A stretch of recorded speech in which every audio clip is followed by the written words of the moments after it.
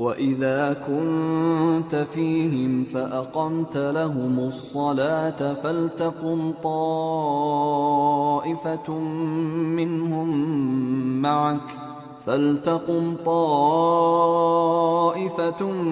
مِّنْهُمْ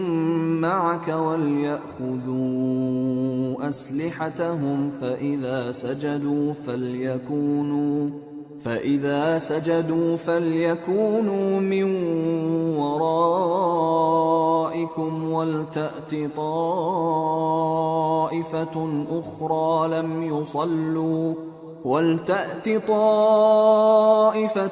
أُخْرَى لَمْ يُصَلُّوا فَلْيُصَلُّوا مَعَكَ وَلْيَأْخُذُوا حِذْرَهُمْ وَأَسْلِحَتَهُمْ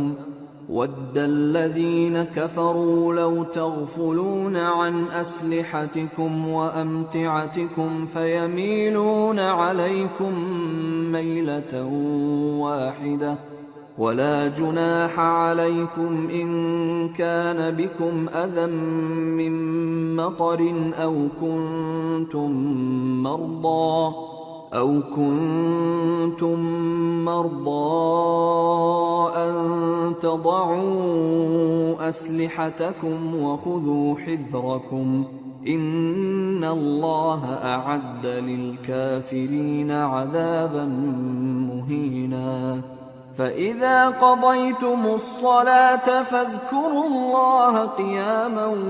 وَقُعُودًا وَعَلَىٰ جُنُوبِكُمْ فَإِذَا اطْمَأْنَنتُمْ فَأَقِيمُوا الصَّلَاةَ إِنَّ الصَّلَاةَ كَانَتْ عَلَى الْمُؤْمِنِينَ كِتَابًا مَّوْقُوتًا۔ اور اے پیغمبر، جب تم ان مجاہدین کے لشکر میں ہو اور ان کو نماز پڑھانے لگو تو چاہیے کہ ان کی ایک جماعت تمہارے ساتھ مسلح ہو کر کھڑی رہے،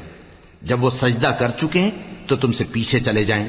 اور دوسری جماعت جس نے نماز نہیں پڑھی ان کی جگہ آئے اور ہوشیار اور مسلح ہو کر تمہارے ساتھ نماز ادا کرے۔ کافر تو چاہتے ہی ہیں کہ تم ذرا اپنے ہتھیاروں اور سامان سے غافل ہو جاؤ کہ تم پر یکبارگی حملہ کر دیں، اور اگر تم بارش کے سبب تکلیف میں ہو یا بیمار ہو تو تم پر کچھ گناہ نہیں کہ ہتھیار اتار رکھو، مگر اپنا بچاؤ ضرور کر رکھو۔ اللہ نے کافروں کے لیے ذلت کا عذاب تیار کر رکھا ہے۔ پھر جب تم یہ نماز تمام کر چکو تو کھڑے اور بیٹھے اور لیٹے ہر حالت میں اللہ کو یاد کرو۔ پھر جب تم مطمئن ہو جاؤ تو پورے آداب کے ساتھ نماز پڑھو۔ بے شک نماز کا مومنوں پر اوقات مقررہ میں ادا کرنا فرض ہے۔